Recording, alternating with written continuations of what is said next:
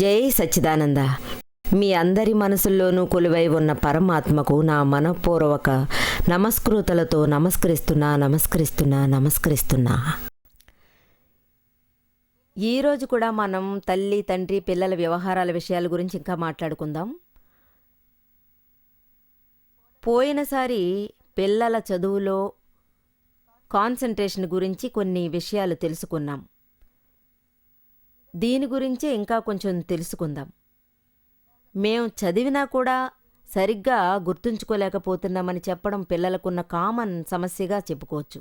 ఎంతగా చదువుకున్నా కష్టపడినా వాళ్ళకేది జ్ఞాపకం అనేది ఉండట్లేదు. దీనికేంటి కారణం? దీనికిప్పుడు సొల్యూషన్ ఏంటి? వాళ్లకు తెలీదు. ఇందులో ఉన్న విషయం ఏంటంటే, దాదాపు పెద్దలు తమ పిల్లలు ఇంజనీర్లు కావాలి, డాక్టర్లు కావాలి, అలాగే సిఏ కావాలి, మంచి జాబ్ చేయాలని కోరుకుంటారు. కానీ పిల్లలకు టీనేజ్ రాగానే చదువులో ఉన్న ఇంట్రెస్ట్ గాల్లో కలిసిపోతుంది. అలాగే చదువుకున్నా గుర్తుండట్లేదు అంటారు. దీని తర్వాత వీళ్లకు సర్కిల్ ఏర్పడుతుంది. జ్ఞాపకం ఉండట్లేదు, మార్కులు సరిగ్గా రావట్లేదు, డిప్రెస్ అవుతున్నారు, చదువు మీద మనసు పెట్టడం లేదు. స్పోర్ట్స్, అది లేకపోతే టీవీ, మూవీ, ఇలా అన్నింట్లో టైం వేస్ట్ చేస్తూ ఉన్నారు. దీనికంటూ ఒక లిమిట్ ఉండట్లేదు. టీవీ, కంప్యూటర్, ఇంటర్నెట్ ఇవన్నీ ఈ రోజుల్లో బాగా ఎక్కువైపోయాయి. చాలా ఇంట్రెస్ట్ చూపుతున్నారు. దీని మత్తులో యువత పడిపోతోంది. ఇందులోనే నిమగ్నం అయిపోతున్నారు. ఇది వదలడమే లేదు. ఒకసారి టీవీ ముందు కూర్చుంటే ఆ ఇంట్రెస్ట్లో పడిపోతే గంటల తరబడి అతుక్కుపోతున్నారు. రాత్రి లేదు, పగలు లేదు, తిండి లేదు, నిద్ర కూడా లేదు, అసలే ఏమీ లేదు. అందులోనే డీప్గా వాళ్ళు ఇన్వాల్వ్ అయిపోతున్నారు. ఇదే చదువులో చూపిస్తే మన దేశంలో ఇంజనీర్లకు, డాక్టర్లకు, చార్టర్డ్ అకౌంట్స్కి కొరత ఉండదని కూడా చెప్పొచ్చు. కానీ ఇదంతా విధి ఆడే ఆట. దీన్ని ఎవరు ఏమీ చేయడానికి వీల్లేదు. మనం కొంచెం అర్థం చేసుకున్నామంటే మన ప్రాబ్లమ్స్ అన్నీ ఖచ్చితంగా సాల్వ్ అవుతాయి. ఇంకా చెప్పాలంటే పిల్లలకు ఒక దాని మీద శ్రద్ధ ఉండట్లేదు. దాని వెనుకున్న ముఖ్య కారణం మన మనోశక్తిని అక్కడక్కడ డైవర్ట్ చేయడమే. ఇదే మన పెద్ద ఆస్తి అని కూడా నమ్మొచ్చు. మనసు యొక్క శక్తి, గుణము చాలా బాగా అదుపులో ఉండాలి. కొన్నిసార్లు అది చెడుదారిలో నడుస్తుంది.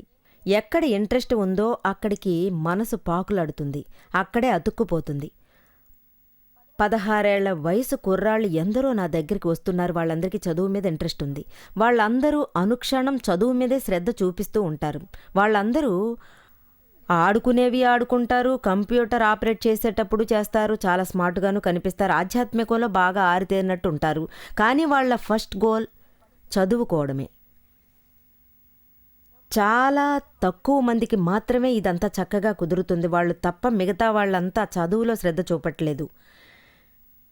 కానీ క్రికెట్లో, బాస్కెట్బాల్లో, మూవీస్లో, టీవీలో ఇంట్రెస్ట్ చూపుతున్నారు. వీటిలోనే వాళ్ళు ఇంట్రెస్ట్ చూపుతున్నారు. చదువులో కొంచెం కూడా ఇంట్రెస్ట్ చూపడమే లేదు. ఇందువల్ల తల్లిదండ్రులకు నిజంగా దుఃఖమే ఆఖరికి మిగులుతుంది. చాలా టెన్షన్ ఫీల్ అవుతుంటారు. ఇంత డబ్బు ఖర్చు పెట్టి ఈ కాలపు పిల్లలకు ట్యూషన్స్ పెట్టించి స్కూలుకి పంపించి దాంతోపాటు ఎగ్జామ్ హాల్లో ఆ సమయానికి వాళ్లకు కావలసినవి అన్నీ వాళ్ళు ఏర్పాటు చేస్తారు. ఇందువల్ల డబ్బు కూడా వాళ్ళు నీళ్లలా ఖర్చు పెడుతూ ఉన్నారు. చాలా కష్టపడే వాళ్ళు ఇదంతా పూర్తి చేస్తున్నారు. పిల్లలు ఇదంతా అసలు గుర్తించడం లేదు. వాళ్ళ ఉద్దేశంలో తల్లిదండ్రులకు డబ్బు ఎక్కడి నుంచి వస్తుందో అది వాళ్లకు తెలీదు. ఇది వాళ్లకు అనవసరం. ఎందరో తల్లిదండ్రులని మనం చూస్తుంటాం. బోలెడంత డబ్బు ఖర్చు పెట్టి పిల్లల్ని చదివిస్తున్నారు. కానీ పిల్లలకు దీని గురించి కొంచెం కూడా బాధ్యత ఉండట్లేదు. ఇంత ఖర్చు పెడుతున్నారు, ఎంత పెద్ద రెస్పాన్సిబిలిటీ ఫీల్ అవ్వాలి, అసలు ఎలా ఉండాలి, ఎంత పెద్ద బాధ్యత ఉంది. డబ్బుని చాలా పిచ్చి పిచ్చిగా ఖర్చు పెట్టేస్తూ ఉన్నారు. ఒక క్లాసులోనే 2 ఏళ్ళు 3 ఏళ్ళని వాళ్ళు ఫెయిల్ అవుతున్నారు. నన్ను చూడ్డానికి ఒక కుర్రాడు వచ్చేవాడు. బీకామ్ ఫినిష్ చేసి అతను ఐసీడబ్ల్యూ స్టార్ట్ చేశాడు. వాళ్ళ క్లాసులో 7 సార్లు తను ఫెయిల్ అయ్యాడట. 7 టైమ్స్. వాళ్ళ తల్లిదండ్రులు వచ్చి నన్ను కలుసుకున్నారు. మేమేం చేయాలండి, వీడు ఇందులో మాత్రం చస్తే పాస్ అవ్వడం లేదు, వాడి భవిష్యత్తు ఏం కావాలి, మీ వాడిని నా దగ్గరికి పంపండి అని వాళ్ళతో నేను చెప్పాను. 6 నెలలు వాణ్ణి మేమిక్కడ చదివించాం. ఎగ్జామ్లో పాస్ కూడా అయ్యాడు. అందరికీ చాలా ఆశ్చర్యం, ఏదో ఒక మిరాకల్ జరిగిందన్నారు. వరుసగా 7 సార్లు ఫెయిల్ అయినవాడు చాలా బాగా చదివి పాస్ అయ్యి ఇప్పుడు జాబ్ చేస్తూ లైఫ్ సెటిల్ అయ్యాడు. మరో కుర్రాడిది ఇలాగే ముంబైలో చదువుకుంటున్నాడు. ఇంజనీరింగ్, ఎలక్ట్రానిక్ ఇంజనీరింగ్ చేస్తున్నాడు. ప్రతి సంవత్సరము అతను ఎవ్రీ ఇయర్ కంటిన్యూగా క్లాసులో ఫెయిల్ అవుతూ వచ్చాడు. ఆ కారణం ఏంటంటే అతని మనసు చదువు మీద మాత్రం శ్రద్ధ చూపడం లేదు. పైగా ఫిగర్ విషయంలోనూ ఇరుక్కుపోయాడు. అతను ఒక గుజరాతీ కానీ పంజాబీ అమ్మాయి లవ్లో పడి మునిగిపోయాడు. ఇంట్లో వాళ్ళందరికీ తెలిసిపోయింది. ఇది మాత్రం ఇంపాసిబుల్ అని చెప్పేశారు. వాళ్ళు నాన్ వెజ్ తినేవాళ్ళు, మనం జైన్స్. ఉల్లి, వెల్లుల్లి, అల్లం కూడా మనం వాడం, దుంపకూరలు కూడా మనం వాడడం లేదు. ఈ పంజాబీ అమ్మాయి మన ఇంటికి వచ్చి మామూలు ఫుడ్ ఎలా తినగలదు, అదీ కాకుండా ఇతను చూస్తే వాళ్లకు ఏకైక కుమారుడు. చాలా ప్రాబ్లం అనిపించింది. అయినప్పటికీ వాళ్ళ మాటలు వినను అని చెప్పేశాడు. చదువులో వాడికి అసలు శ్రద్ధే లేదు. ఎప్పుడు చూసినా అబద్ధాలాడుతూ ఉండేవాడు. తల్లిదండ్రులను ఫూల్ చేశాడు. వాడితో దాదా భగవాన్ గారి భార్యాభర్తల వ్యవహారాల పుస్తకం ఒకటి నేను వాళ్ళ చేతికిచ్చాను. వాడికి మ్యారేజ్ అవగానే ఈ పుస్తకం చదవమన్నాను, నీ మ్యారేజ్ లైఫ్ బాగుంటుందని. అతను అది తీసుకుని చదువుకున్నాడు. అందులో ఉన్న ఆధ్యాత్మికం గురించి, జీవిత సూత్రాల మూలధర్మం గురించి బాగా చదివి తెలుసుకున్నాడు. చదివేటప్పుడే అతని మనసులో ఒక వెలుగు కనిపించింది. అరెరే, నేను ఏం చేస్తున్నాను, నేను జీవితాంతం బాధలతోనే ఉంటానేమో, నేను బాధల్లోనే ఉండిపోవాలా, అలాగే తనను బాధలకు గురి చేస్తానేమో, మా తల్లిదండ్రులను పోగొట్టుకునేవాణ్ణి. అప్పుడే చాలా విషయాలు గుర్తుకొచ్చాయి. అరెరే, వీళ్ళు ఉల్లి వెల్లుల్లి కూడా తీసుకోరు, కానీ తను నాన్ వెజ్ తీసుకునే టైప్. ఇద్దరూ ఒకే ఇంట్లో ఎలా ఉండగలరు? నేను చదువుని నిర్లక్ష్యం చేశాను. ఈ ముంబైలో ఎక్కడ పని చేయగలను, ఎలా సంపాదించగలను, ఎలా పని చేసి గట్టెక్కగలను చెప్పండి చూద్దాం.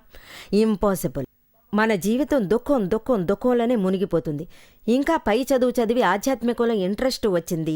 ఆ తర్వాత అతను నన్ను చూడ్డానికి వచ్చాడు. అతని గురించి అంతా చెప్పాడు. ఇదే నా జీవితం అన్నాడు. నేను అతనికి ఆత్మజ్ఞానం ఇచ్చాను. అందువల్ల చాలా విషయాల్లో మార్పులు వచ్చాయి. అతను వద్దని గొడవలు మొత్తం వదిలేశాడు. ఇంకా చెప్పాలంటే అతను బ్రహ్మచారి అయిపోయాడు. అలాగే అతను తన ఇంజనీరింగ్ కోర్సు మొత్తం చదివి పూర్తి చేశాడు. భలే గమ్మత్తుగా పాస్ అయ్యాడు. చూడండి, గొడవ పడే విషయంలో కూడా ఒకరి చదువు ఎంతవరకు బాధ నుంచి తప్పించింది చూడండి. అతని క్యారియరే ఒక ముగింపుకొచ్చింది. అందరూ బాధలోనే ఉంటారు. చదువుకునేటప్పుడు ఇలాంటి గొడవలు పడాల్సిన అవసరమే లేదు. అన్నిటికీ ఒక టైం అనేది ఉంది కదా. అంటే అన్ని పనులు ఆయా టైం వచ్చినప్పుడు ఖచ్చితంగా దారి చూపించి పరిష్కరిస్తుంది. ఈవేళ జరిగే విషయం ఎప్పుడు చదివే టైంలో టైం దొరుకుతుందో ఆ టైం మాత్రం చదవమనండి. ఆ తర్వాత తనకు పెళ్లి కావాలని, చదువుకోవాలని ఉంది అంటే దానికి ఒక టైం వస్తుంది. చదువుకునే విషయాలన్నీ ముగిసిన తర్వాత పని పాట ఏదైనా దొరుకుతుందా అని చూడాలి. అలాగే పెళ్ళాడడానికి ఒక పిల్లను చూడాలి. అలా చూస్తూ ఉండగా ఏ ఆడపిల్లో నచ్చిందంటే హోల్డ్ చేయండి. తన దగ్గర నేను చదువుకున్నానండి, చదువు అయిపోయిందనండి. అప్పుడు మీ ప్రేమ నిజమైతే తను నిజంగా ఎదురు చూస్తుంది. లేదంటే వేరే వాళ్ళని ఎవరినైనా ఆ పిల్ల తీసుకెళ్ళిపోతుంది. కానీ చదువు యొక్క మహత్యాన్ని మాత్రం మీరు అర్థం చేసుకుని తీరాలి. మీకు తెలీదు, దీనికే విలువ ఎక్కువ ఉంది. నన్ను కలవడానికి అమెరికా నుంచి ఒక కుర్రాడు వచ్చాడు. 14-15 ఏళ్లుంటాయి. చాలా హుషారు, చాలా ఇంటెలిజెంట్. అతని జీవితంలో ఒక నిర్ణయం తీసుకున్నాడు. నేను నా చదువుని ఆటంకం లేకుండా పూర్తి చేస్తాను అన్నాడు. ఇలా ఏ ఆడపిల్ల విషయంలోనూ తలదూర్చను. అలాగే నా ఫ్రీ టైంలో ప్రజాశ్రేయస్సు కోసం, దాదా భగవాన్ సేవల కోసం ఖర్చు పెడతానన్నాడు. ప్రతి సంవత్సరము ఇక్కడికి వస్తాడు. 4 వారాలు 5 వారాలు ఒక డెడికేషన్తో పని చేస్తాడు. అక్కడ అమెరికాలోనూ సరే ఫ్రీ టైంలో ఇటువంటి పనులు చేసేవాడు. ఏ విధంగానైనా సరే అతను ప్రజలకు అండగా ఉంటాడు. మీ ఒక యంగ్ కుర్రాడు, టీనేజ్ కుర్రాడు ఇక్కడికి వచ్చాడు. అతనేమో చాలా హుషారు, గ్రాడ్యుయేట్. అతను అతను diploma computer administration course finish చేశాడు. ఇది మాత్రమే కాదు, అతను మాస్టర్ డిగ్రీకి సంబంధించిన ఎగ్జామ్ కూడా పాస్ అయ్యాడు. కానీ అతని మైండ్ చదువు మీద కొంచెం కూడా శ్రద్ధ చూపలేదు. యాక్చువల్గా ఏ సమస్య లేదు, చాలా రెగ్యులర్గా సత్సంగాలకి వచ్చేవాడు. అతని పక్కన కూర్చోబెట్టుకుని నేను అతనికంతా వివరించేదాన్ని, అది అలాగే ఎక్కించుకునేవాడు. బాగా చదువుకున్నాడు, చదువులో మహత్యం తెలుసుకున్నాడు. అతనికి చదువు యొక్క మహత్యం తెలియజేశాను. జీవితం అంటే ఏంటి, ఈ రోజుల్లో టైం అంతా వృధా చేస్తున్నారు. అనవసరంగా సినిమా డ్రామాలకు వెళ్ళడం, లేదా ఫ్రెండ్స్తో కలిసి ఊళ్ళు తిరిగి రావడం, రాత్రి 1 గంట దాకా 2 గంటల దాకా మందు కొట్టి రోడ్లన్నీ తిరిగి ఆ పైన ఇంటికెళ్ళి తలుపులు బాదుతారు. ఇలాంటప్పుడు హోటల్స్లో భోజనాలు చేస్తారు. ఈ టైం అంతా చదువుకి ఖర్చు పెట్టకుండా అనవసరమైన చెడు కార్యాలకు ఖర్చు పెడతారు. చదువుకోవడానికి ఇంట్రెస్ట్ లేదనలేం. అందరూ ఇంజనీరింగ్ చేయడం లేదు. చదువులో ఇంట్రెస్ట్ లేకపోతే మీరు వేరే కోర్సు కూడా చేయొచ్చు. సొంత కాళ్ల మీద నిలబడడానికి మీరు నిజంగా పని చేసి తీరాలి కదా. ఇంకా చెప్పాలంటే మన దేశ భవిష్యత్తు యువతల చేతుల్లోనే కదా ఉంది. కానీ వీళ్ళు వేస్ట్ చేస్తున్నారు, అన్ని విధాలా వేస్ట్ చేస్తున్నారు, అన్ని విధాలా వాళ్ళు దుర్వినియోగం చేస్తున్నారు. మన దేశంలో ఈవేళ కోట్లాది తెలివైన యువకులు ఉన్నారు. ఏ ఒక్క యువకుడు దేశం గురించి అస్సలు పట్టించుకోవట్లేదు. దీనికి కారణం మన జాతి యువకులంతా తమ శక్తులను మంచి కార్యాలకు ఉపయోగించట్లేదు. వాళ్ళ శక్తులు అన్నీ పెడదారిలో నడుస్తున్నాయి. వాళ్ళ శక్తులన్నీ హీనంగా దిగజారిపోవడం మనం చూస్తూ ఉన్నాం. అలాగే మనం మన రెస్పాన్సిబిలిటీస్ మన కోసం, మన ఇంటి కోసం, మన దేశం కోసం గుర్తుంచుకోవాలని మనం అర్థం చేసుకోవట్లేదు. ఏం లేకున్నా మన ఇంటి కోసం మీరు చేసే సహాయం బావుంటే అదే పెద్ద విషయమే కదా. దేశానికి ఇది ఒక రకంగా మంచిదే. ప్రతి యువకుడి బాధ్యత ఏంటంటే ఏదో ఒక పని చేయాలి. అట్లీస్ట్ మన ఇంటికైనా మనశ్శాంతి లభిస్తుంది. మన వల్ల ఇతరులకు ఇబ్బంది కలగకూడదు. ఆ తర్వాత మీకు ఎందులో ఇంట్రెస్ట్ ఉందో అందులో ముందుకు వెళ్ళండి. ఇరుగు పొరుగున ఫ్రెండ్స్ సర్కిల్లో, దేశంలో ఎవరికీ మన వల్ల దుఃఖం కలగకూడదు.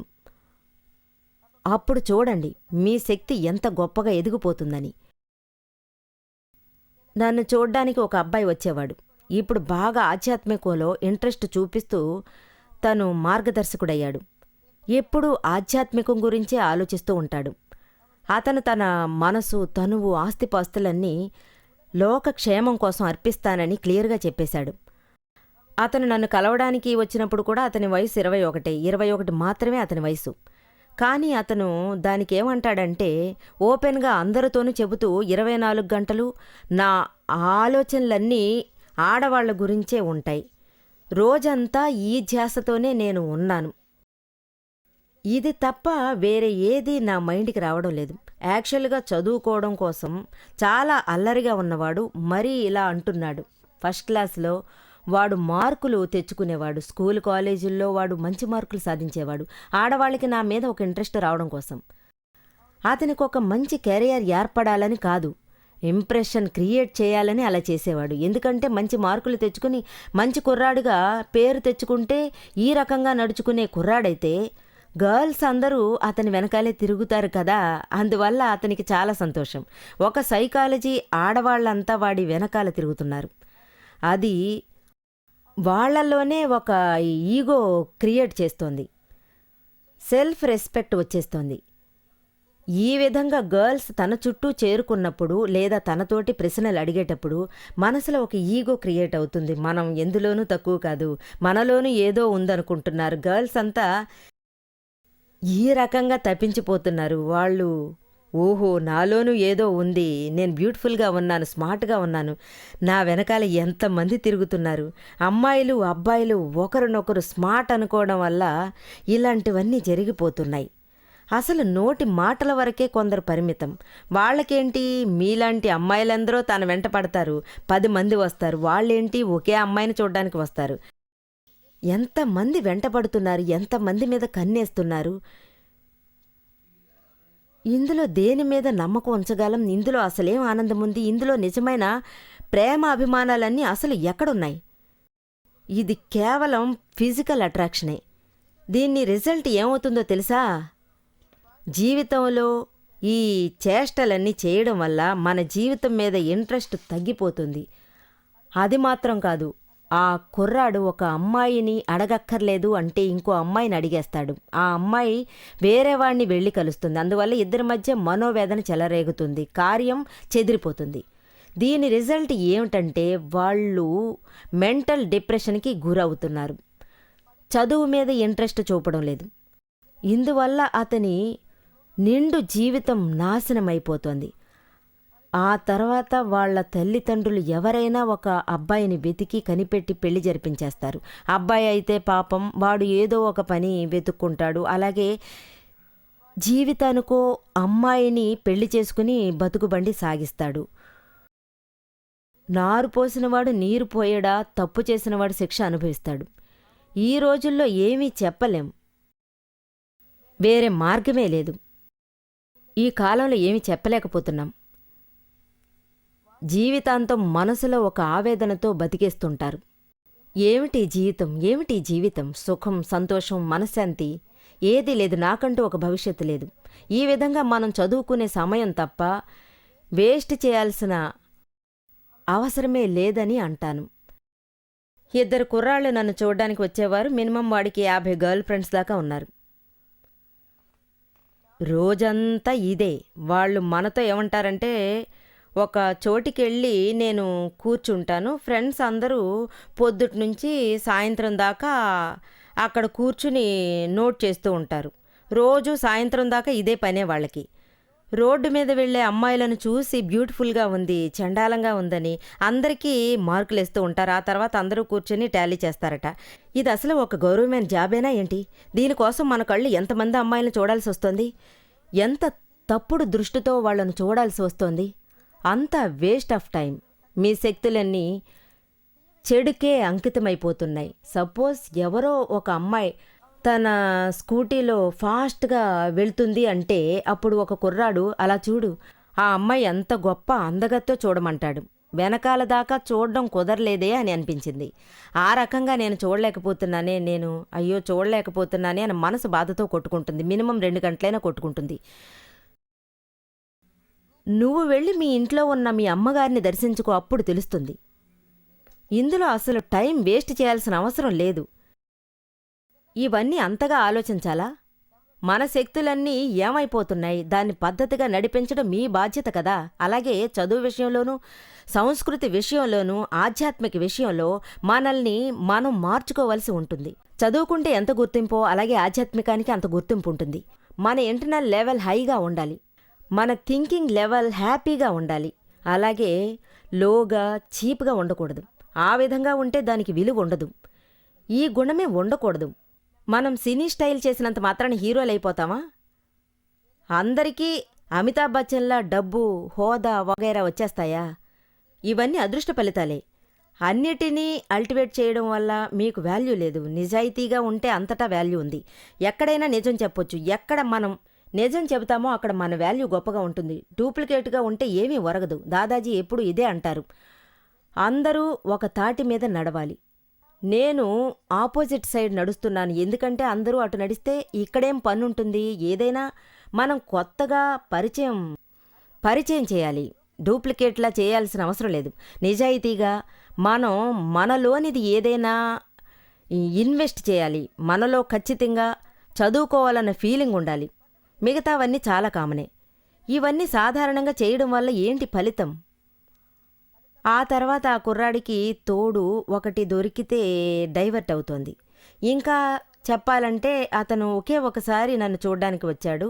అప్పుడు నేను అతనితో చెప్పాను, ఇంతకాలం నువ్వు ఎందరో అమ్మాయిల్ని చెడుగా చూసుంటావు, చెడుగా మాట్లాడుంటావు, చెడుగా హ్యాండిల్ కూడా చేసుంటావు, తీవ్రమైన ఆలోచనలు కూడా చేసుంటావు. నువ్వు చేయాల్సిందంతా ఒకసారి నువ్వు వచ్చి ఇంట్రస్పెక్షన్ చేయించుకో.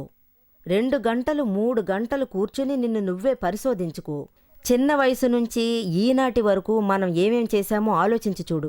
ఈ విషయంలో ఎక్కడెక్కడ మనకు స్లిప్ అయింది, ఇంతవరకు నువ్వు ఏమేం చేశావో గుర్తు తెచ్చుకో. అంతే తప్ప ఇలా ఒకసారి అవగానే ఒక్కసారే పరిశోధించుకున్నాడు. ఆ మరుక్షణం అతను నిర్ణయించుకున్నాడు, ఇక మీదట మనం గర్ల్స్ని తలెత్తి కూడా చూడకూడదు అని.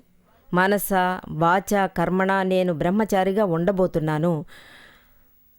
అలా చేసి అతనిలో చాలా మార్పులు వచ్చాయి. చదువుకున్నాడు, చాలా పెద్ద బిజినెస్ చేశాడు, చిన్న వయసులోనే లక్షలాది డబ్బు సంపాదించాడు, హాయిగా లైఫ్ సాగించాడు. ఈనాటి వరకు బ్రహ్మచారిగానే బతుకుతున్నాడు. అతనికి డబ్బు విషయంలో లోటు లేదు. ఇక్కడికి వచ్చినప్పుడంతా సర్వ విధాల సాయం చేస్తాడు. తన మెయింటెనెన్స్ అంతా తన డబ్బుతోనే చూసుకోవాలని అతను అనుకుంటాడు. ఎవరి ముందు చెయ్యి చాచి డబ్బు తీసుకోడు, ఆ డబ్బుతో బతకూడదు అనుకుంటాడు. మన దగ్గర ఉందో లేదో మన జీవితాన్ని మనమే చూసుకోవాలి అంటాడు. ఏమీ లేకపోతే వద్దని వాడంతట వాడు ఇంకేదైనా పని చూసుకుంటాడు. మనలో ఏముంది, సాయం చేస్తేనే జీవితమని కండిషనా, కానీ బయట పరాయి వాళ్ల ముందు చెయ్యి చాచడమే తప్పు. అతని మెయింటెనెన్స్ అంతా ఇక్కడుండగా అతనే చూసుకున్నాడు. చాలా అనుకునేవాడు. అంటే లోక కళ్యాణం కోసం అతను డెడికేట్ చేశాడు. ఇటువంటి కుర్రవాళ్లు నా దగ్గర 50 మంది ఉన్నారు. నాతో ఉన్నవాళ్ళు ఉన్నారు. గ్రామాలేగాక ఇండియాతో పాటు అబ్రాడ్లోనూ మెంబర్స్ ఉన్నారు. మన జీవితంలో మన ప్రజాక్షేమం కోసం స్పిరిచువల్ ఆధ్యాత్మికంలో మనస వాచ కర్మణ మూలంగా ఈ విధంగా బ్రహ్మచర్యం ప్రాప్తం పొంది దూసుకు వెళుతూ ఉన్నారు. అందరూ ఇలాగని కాదు, కొందరు పెళ్లి కూడా చేసుకుంటున్నారు. చేసుకోవచ్చు, దిస్ ఈజ్ నాట్ కంపల్సరీ. ఇవన్నీ వాళ్ళు గ్రహించాలి. మేము ఎవరి దగ్గర బ్రహ్మచర్యానికి రమ్మనడం లేదు. వాళ్ళకై అనిపిస్తేనే ఇవన్నీ సైన్ చేయగలరు. అలాగే వాళ్ళ కోసం మేము క్లాసులు కూడా తీస్తున్నాం. జస్ట్ లైక్ దట్, వాళ్ళ ఇష్టమే. ఇవన్నీ మేము మనసు నుంచి వచ్చే విషయాలే, మనలోంచి అవి రావాలి. ఇవి భయపడుతున్నట్టు కాదు. పోయిన జన్మ నుంచి ఈ విధంగా మనకు వస్తుంది. పోయిన జన్మలో దీని గురించి మనం అనుకుంటాం. ఈ జన్మలో ఇది నెరవేరుతున్నట్టు అనిపిస్తుంది. సపోజ్ అతనికి ఈ విధంగా ఒక మంచి టైం వచ్చిందంటే వాళ్ళు ఇంకా ముందుకెళ్ళడానికి నిజంగా కోరినవన్నీ చక్కగా అందుతాయి.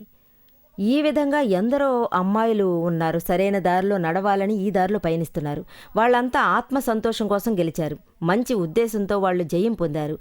ఒక అమెరికా కుర్రాడు ఉన్నాడు. అతను అప్పుడప్పుడు నన్ను కలవడానికి వస్తాడు.